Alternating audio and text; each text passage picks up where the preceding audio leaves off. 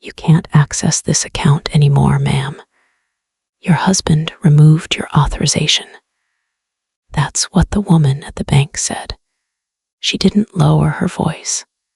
She didn't look uncomfortable. She just repeated it.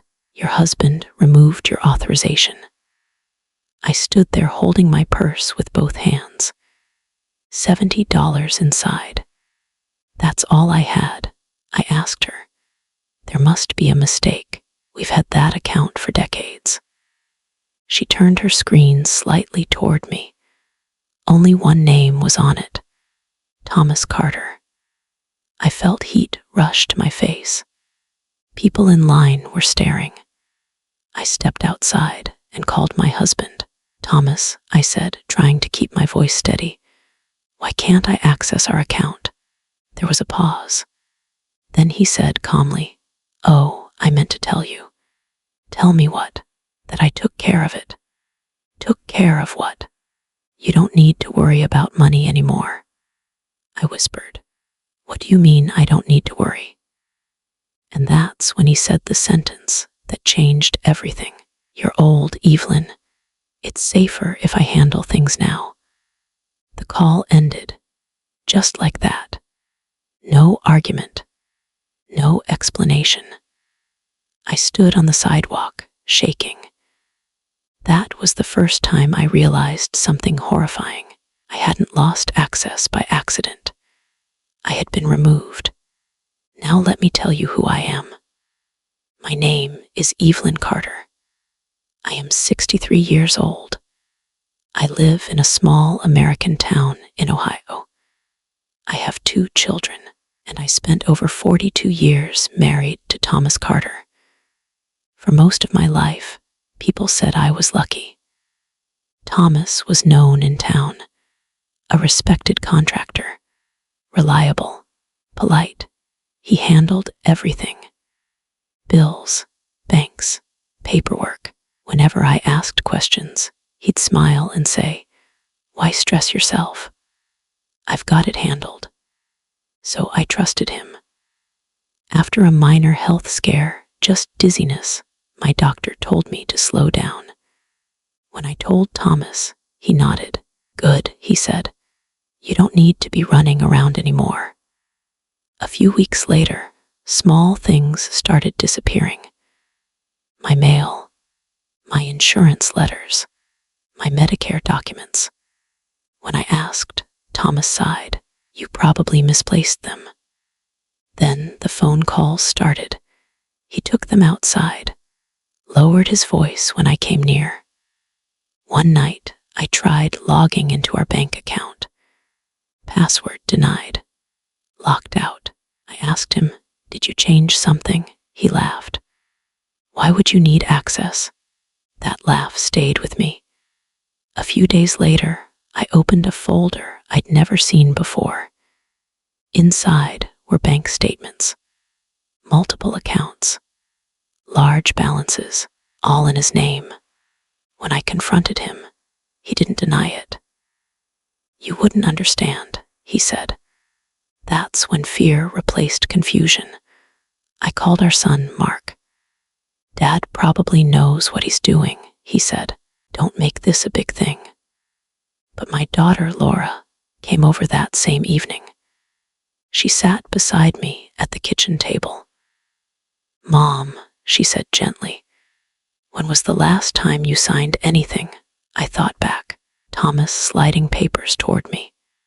"Just routine," he'd say. "Sign here." When Thomas came home and saw us together, his smile didn't reach his eyes. To Laura, he said, "You shouldn't be filling her head with nonsense." Then he turned to me. "Don't worry," he said quietly. "I'm taking care of everything." That's when it hit me. This wasn't care. This was control. And whatever he was planning, he had started it long before I noticed. "You signed it yourself, Evelyn, don't you remember?" That's what Thomas said, standing in our kitchen, like he was explaining something simple to a child. I stared at him. I would remember signing away my own house. He shook his head slowly, the way people do when they want others to doubt you. You've been forgetting things lately, he said. Even the doctor mentioned it. That's a lie, I said. Thomas sighed. Not angry, disappointed. This is exactly what I'm talking about. The next morning, I tried to pay the electric bill. Declined. I drove to the utility office myself. The clerk typed for a moment, then frowned. Ma'am, your name isn't on this account. I laughed, a short, nervous sound. That can't be right. I've paid that bill for decades. She turned the screen. Thomas Carter, account holder. I went home shaking. Thomas was calm. Why embarrass yourself? He said. I told you I'd handle it. That afternoon, I opened the mailbox before he could. Inside was a letter from the bank. Notice of refinancing approval. I sat at the table and read it twice. Our home, refinanced, without me. When Thomas came in, I held up the letter. When did this happen? He didn't deny it. You agreed, he said. When? He leaned against the counter. Last year, you were tired. You said you trusted me. I never said that. He smiled, thin and patient.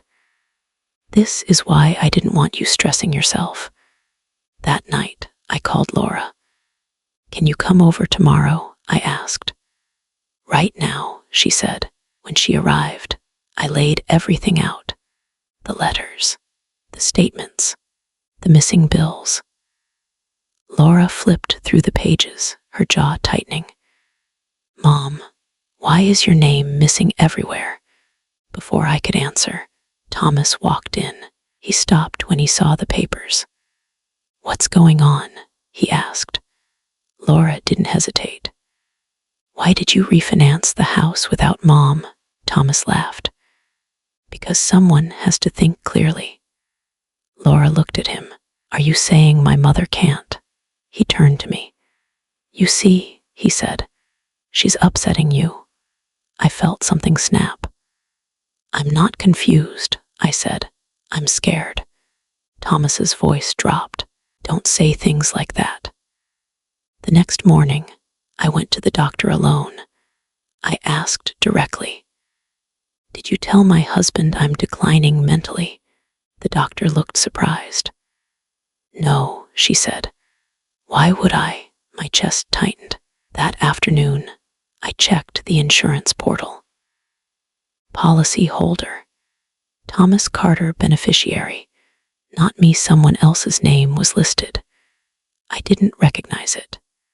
When I asked Thomas, his face hardened. That doesn't concern you. That night, I slept with my purse beside the bed. Laura called again. Mom, she said carefully, Dad is moving money fast. How do you know? I checked public records. The house refinance. It's real. My hands went numb. The next day, Thomas packed a suitcase. Where are you going? I asked. Just a few days, he said. With whose money? Laura asked. He turned to her sharply. You're overstepping. Then he looked at me. You should rest, he said. This is too much for you. When the door closed behind him, the house felt hollow. Laura sat beside me. He's not just leaving, she said quietly. He's setting you up to look incapable. That night, the power went out. I checked my phone. A notification. Final notice. Unpaid balance. I sat in the dark. And for the first time in 42 years, I understood something clearly. Thomas wasn't planning to abandon me. He was planning to leave me with nothing.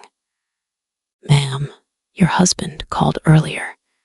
He said you get confused when you're under stress. That's what the bank manager told me. I froze. I didn't say that, I replied. I didn't ask him to call. The manager hesitated.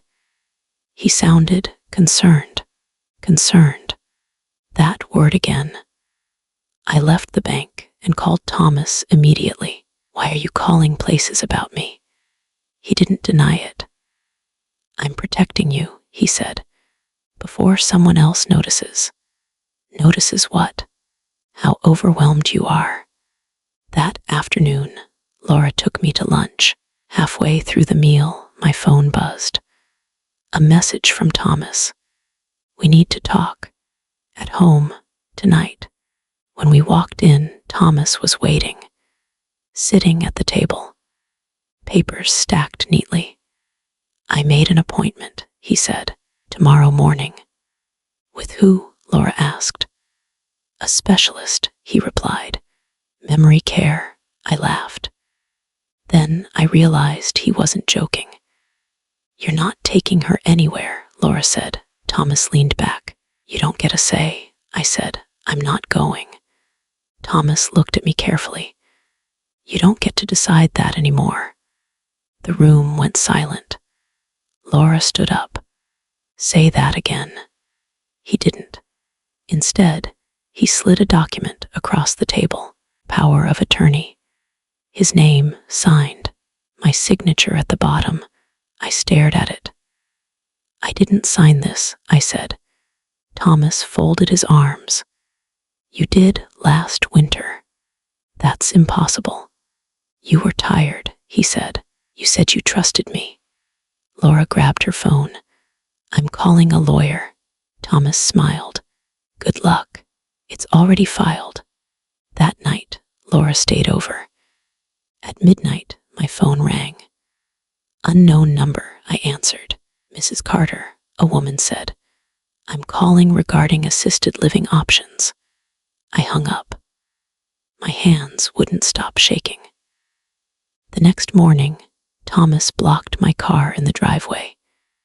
You're not driving today, he said. Move your car, Laura demanded. This is between me and my wife. Laura called the police. By the time they arrived, Thomas had moved the car. He told them calmly, she's confused. I'm just trying to help. The officer turned to me. Ma'am, are you okay? I looked him in the eye. I am not confused, I said. I am being controlled. The officer nodded slowly. When they left, Thomas dropped the act. You embarrassed me, he said. People will start asking questions. Laura whispered to me, he's rushing now. That afternoon, we went through old files. Laura found it. A letter dated 2 years back. Beneficiary update confirmation. The name matched the insurance policy. Someone Thomas had been planning for long before my dizziness. I called him. Who is she? Silence. Then he said, that's none of your business anymore. That night, Laura said something that changed everything. Mom, he's building a story. What story? That you can't take care of yourself. The next morning, I woke up to an email. Appointment reminder. Cognitive evaluation, 9 a.m. scheduled by Thomas. Without my consent, Laura looked at me and said, if we don't act now, he decides everything. I sat on the edge of the bed, and for the first time, fear turned into something else. Clarity. If Thomas succeeded, I wouldn't just lose my marriage, I would lose my voice. They asked me if I still knew what day it was. That's what Laura whispered after the nurse stepped out. We were sitting in a small clinic office. White walls. A clock ticking louder than it should. Thomas sat across from me, hands folded. Calm, comfortable. I told them you get anxious, he said. Anxiety can look like confusion. I said, you told them I forget things. He didn't look at me. He spoke to the nurse as she came back in. She's been declining since last year. The nurse turned to me. Mrs. Carter, can you tell me today's date? I answered. She asked where we were. I answered again. She nodded and typed. Thomas leaned forward. She has good days, he said, but sometimes she doesn't remember conversations we just had. Laura stepped in. That's not true. The nurse raised her hand gently. I need to hear from your mother. I looked at Thomas. You scheduled this without asking me. He smiled, small and controlled. You would have said no. The nurse asked a few more questions. Names, dates, simple things. I answered all of them. Then she said, I don't see signs of impairment. Thomas's jaw tightened. Well, he said, you're seeing her on a good day. Laura stood up. That's enough. We left before he could say more. In the parking lot, Thomas grabbed my arm. Don't make me the bad guy, he said under his breath. Let go of her, Laura snapped. He did. That evening, I tried to call my friend Margaret from church. Straight to voicemail. I tried another number. Same thing. Laura checked my phone. Mom, did Dad set this up? What? She looked at my contact list. Several names were gone. Friends I'd known for years. When Thomas came home, Laura held up the phone. Why did you block her contacts? He didn't deny it. They upset her, he said. Fill her head with nonsense. You don't get to decide that, Laura said. Thomas turned to me. They think you're stronger than you are. That night, the doorbell rang. A woman stood outside. I'm from Senior Support Services, she said. We received a call expressing concern. I felt my stomach drop. Laura stepped between us. Who called you? The woman hesitated. Her husband. Thomas stood behind us, silent. The woman asked me questions. Polite, careful. Laura answered when she could. When the door finally closed, Laura looked at me and said quietly, He's building a case. The next morning, I went to the pharmacy. My prescription wasn't ready. It was canceled, the pharmacist said. Canceled by who? She checked the screen. Your husband. I walked outside and called Thomas. You canceled my medication. I adjusted it, he said. You don't need that dosage anymore. You're not my doctor. I'm your husband. When I got home, Laura was waiting. She had her laptop open. Mom, she said, I found something. She turned the screen toward me. A draft email saved on the family computer. Subject line, next steps if Evelyn resists. I felt my knees weaken. Laura read it out loud. Establish pattern of confusion. Limit external influence. Proceed before she realizes. I sat down slowly. Thomas came into the room. Laura faced him. How long have you been planning this? He didn't answer. He just said, You're making this harder than it needs to be. That's when I finally said the words out loud. You're trying to erase me. He looked at me and replied calmly, No, I'm replacing you. If you keep resisting, Evelyn, people are going to start asking if you're safe. That's what Thomas said over breakfast. Calm, almost gentle. I set my coffee down. Is that a threat? He smiled. No, that's reality. Laura was on the phone in the other room. I could hear her pacing. Thomas leaned closer. You've always hated conflict, he said. Why start now? I stood up. I'm calling my lawyer. He laughed. You don't have one. I went to the bedroom and opened my desk drawer. Empty. My passport was gone. I walked back out holding the drawer. Where is it? Thomas didn't pretend. I put it somewhere safe. Give it back. You don't need to travel. Laura walked in and froze. Why does she need your permission? She asked. Thomas turned to her. You're interfering. Laura pulled out her phone. I already spoke to legal aid. Thomas's smile disappeared. That afternoon, the doorbell rang again. 2 people this time. Adult Protective Services, the woman said. We need to ask a few questions. Thomas stepped forward. I called, he said. I'm worried about my wife. The man looked at me. Mrs. Carter, are you being harmed? I answered before Thomas could speak. Yes. The room went silent. Thomas laughed sharply. She's exaggerating. I said, you canceled my medication. You took my documents. You blocked my friends. The woman wrote everything down. Laura stood beside me. She's not confused, she said. She's being isolated. Thomas snapped. You don't live here.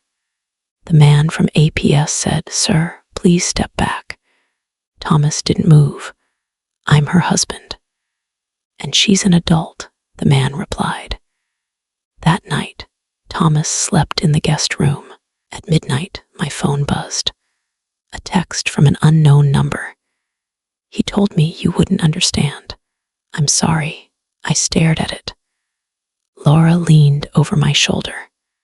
Who is that? I don't know, I said, but I did. The next morning, Thomas was gone. His clothes were missing. His car wasn't in the driveway. On the counter was a note. This didn't have to be ugly. Laura read it twice. He's running, she said. My bank app refreshed. Balance, $312.47. Laura looked at me. He drained it. My phone rang. Unknown number again, I answered, a woman's voice. He said you'd already forgotten him. I hung up. Laura grabbed her keys. We're not staying here. Where are we going? Somewhere he can't control. As we drove away, my phone buzzed one last time. A notification. Change of address request submitted. Requested by Thomas Carter. Laura said one sentence that stayed with me. He's trying to disappear you before you disappear him. And for the first time, I knew. This wasn't just betrayal anymore. This was a race. They said if you don't cooperate, they'll put you somewhere you can't leave. That's what the woman at the front desk whispered when she thought Thomas wasn't listening. We were at a temporary housing office. Laura on one side of me, Thomas on the other. He had followed us. I'm just trying to help her, he said to the staff. She's scared, confused. I looked at him. You took my money. He didn't blink. You spent it. Laura stepped forward. That's a lie. The woman at the desk cleared her throat. Sir, we need privacy. Thomas raised his hands. Of course, he said.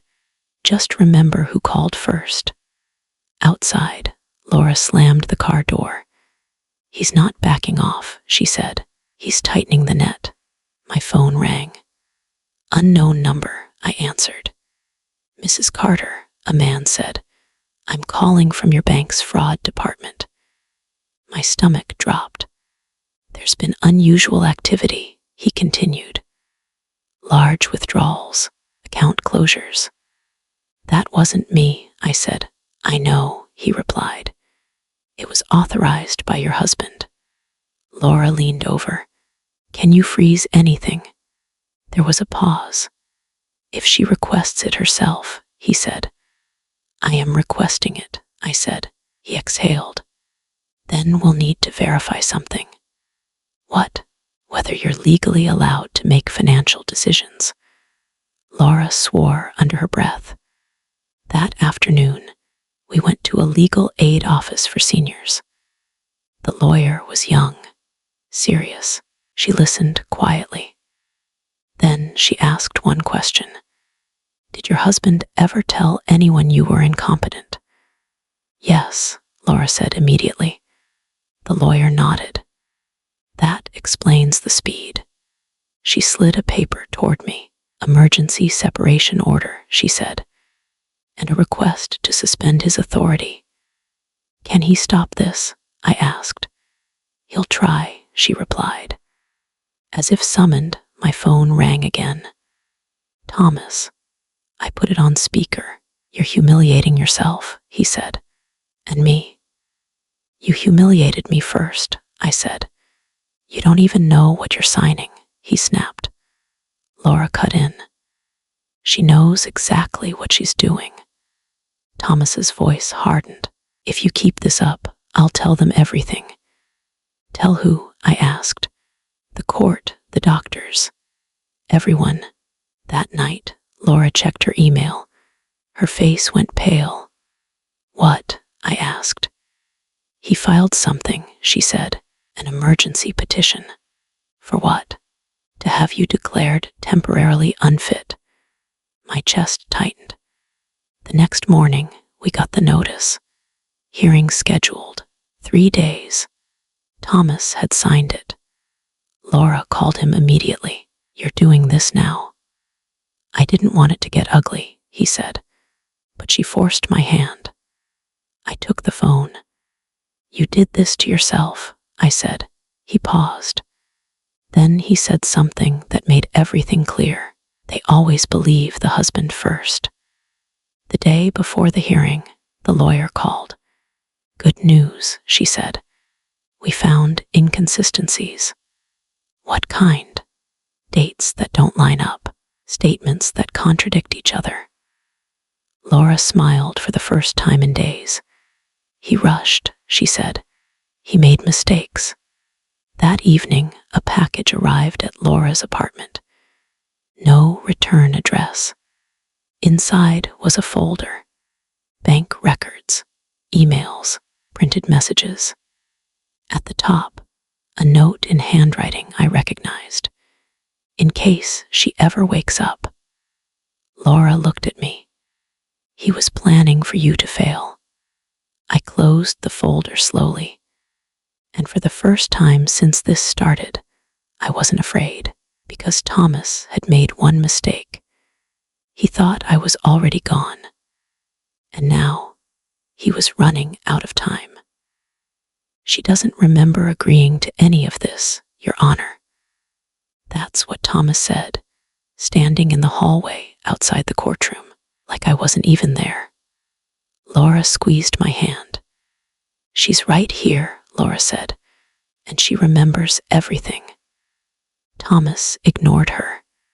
When we walked into the hearing room, I felt every eye on me. The judge looked down at the file.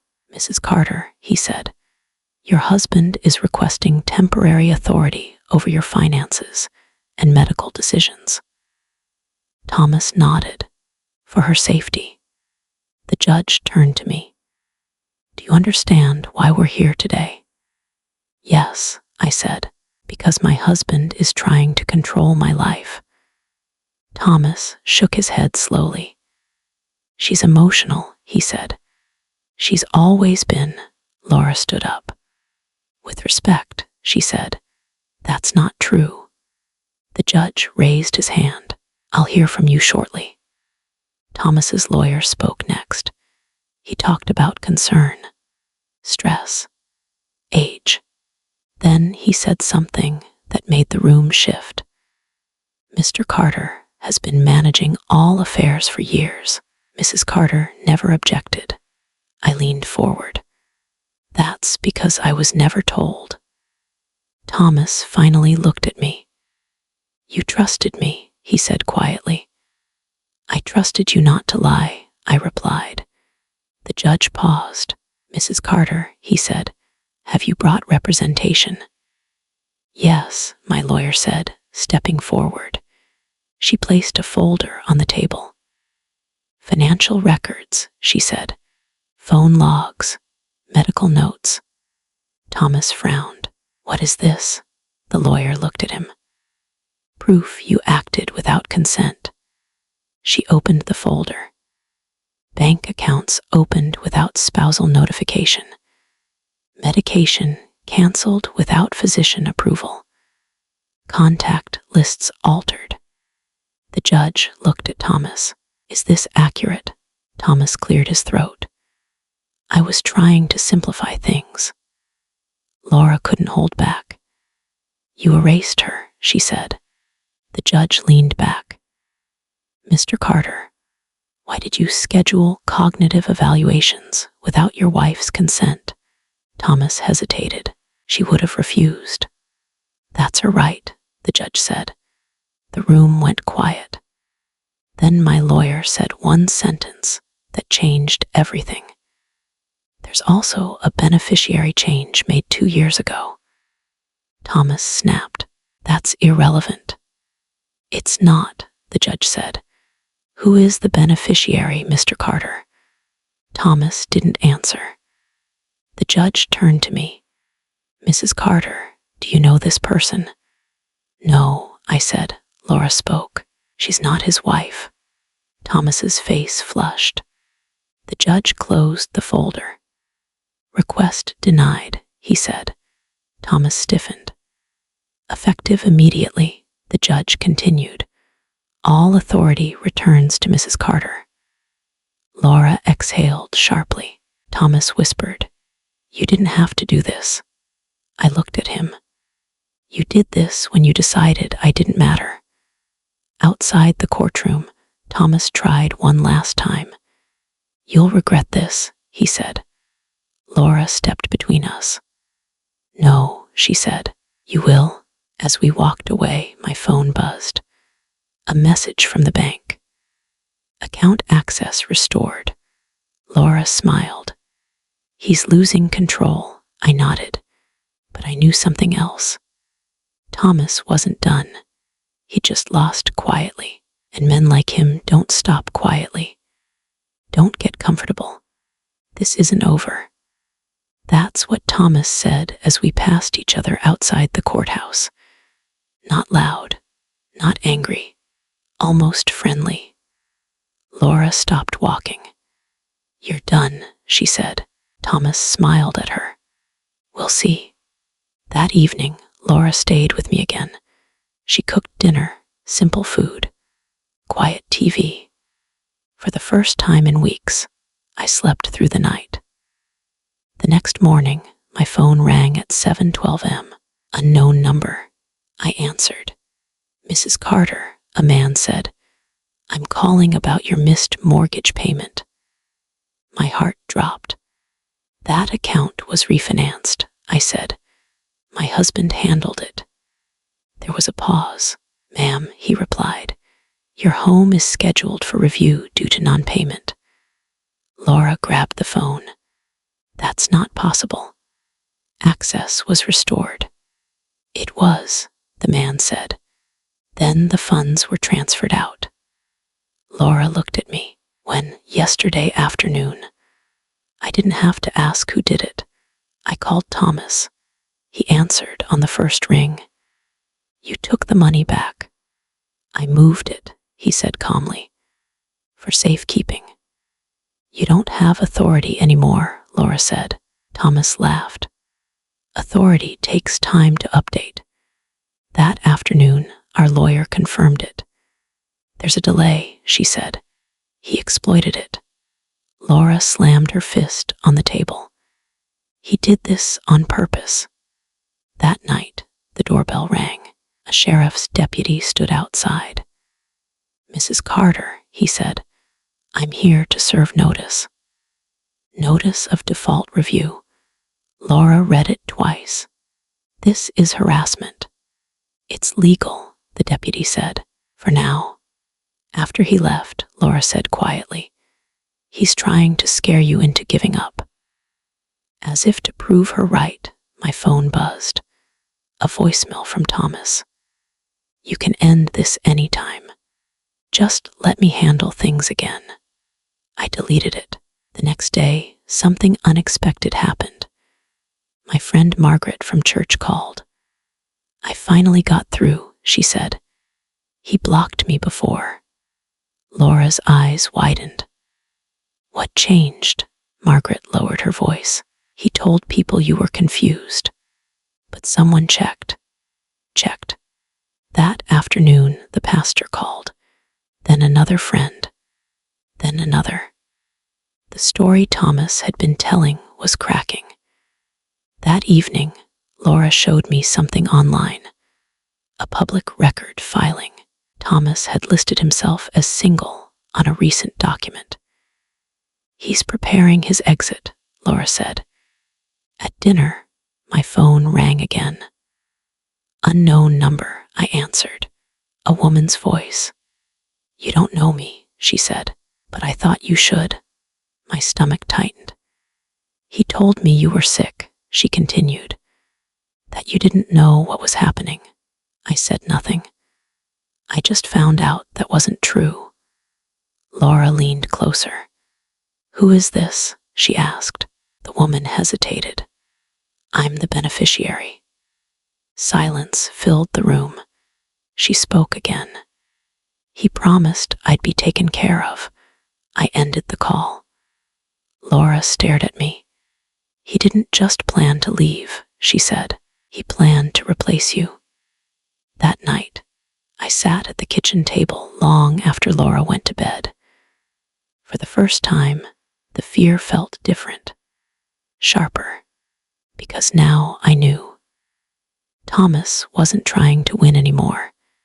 He was trying to escape, and people who run leave damage behind. If she signs this, everything ends today. That's what I heard Thomas say through the phone speaker. He didn't know Laura had put him on hold and walked back into the room.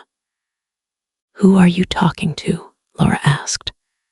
Thomas went quiet. Then he said, You're recording me now. No, Laura replied. I'm listening. An hour later, our lawyer called. Her voice was sharp. He filed again, she said. Emergency motion.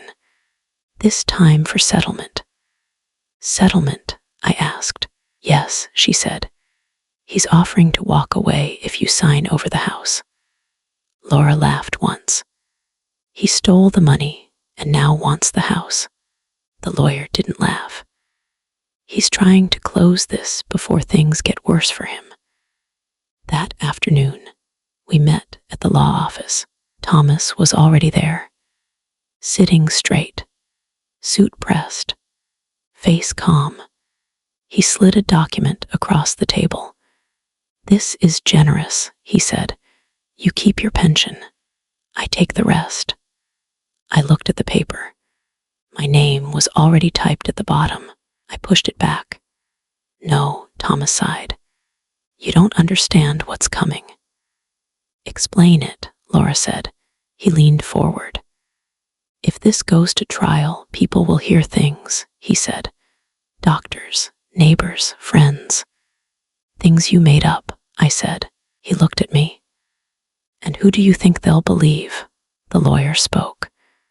They'll believe documents, she said. And we have them. Thomas's jaw tightened. He stood up. You think this makes you strong, he said to me. It makes you look unstable. I didn't raise my voice. I look like a woman who woke up. That evening, Laura checked the mail at her apartment. Inside was a thick envelope, certified from the bank. She opened it and froze. What? I asked. They reversed the transfer, she said. All of it. I felt dizzy. They found the fraud trail, she continued. And something else. She handed me the letter. Internal investigation initiated. Thomas's phone started ringing. He didn't answer. Then another call. Then another. By nightfall, his lawyer called ours. He wants to delay, our lawyer said. Why? Laura asked. Because the bank flagged elder financial abuse. The next morning, Thomas showed up at Laura's door, unshaven, eyes tired. "We need to talk," he said. Laura stepped outside and closed the door behind her. "You're done," she said. He lowered his voice. "She'll lose everything if this continues." Laura crossed her arms. "No," she said. "You will." From inside, I heard him say something that ended it for me. She was never good with money anyway.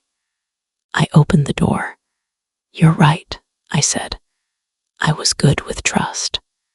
He looked at me like he wanted to say something else. Then he didn't. He walked away. 2 hours later, my phone buzzed. A notification from the court system. Case status updated. Laura leaned over my shoulder. "What does it say?" I read it out loud. "Proceeding to full hearing. Evidence accepted." Laura smiled slowly. "He tried to erase you quietly," she said. "Now everyone's going to see him." I nodded. Because whatever happened next, this story was no longer his to control. "They're asking if you want to press charges." That's what the lawyer said on the phone. "Not if we can. If I want to." I sat there quiet. Laura waited. "What did you say?" she asked. I asked what happens if I don't. The lawyer didn't hesitate. "Then he still loses," she said. "But pressing charges tells the truth out loud." That afternoon, we walked into the courtroom again. This time, Thomas didn't look calm. His lawyer leaned in close, whispering fast. Thomas kept rubbing his hands together. The judge didn't waste time. "Mr. Carter," he said, "financial institutions have confirmed deliberate misrepresentation." Thomas opened his mouth. The judge raised his hand. "This court recognizes a pattern of coercive control." The room shifted. Laura squeezed my hand. The judge continued. "Mrs. Carter, you are fully restored control of your assets, property, and medical decisions." He turned to Thomas. "Any further interference will be treated as criminal." Thomas stood. "This is blown out of proportion," he said. "She agreed to everything." I looked at him. "For 42 years, I said, I agreed to trust you."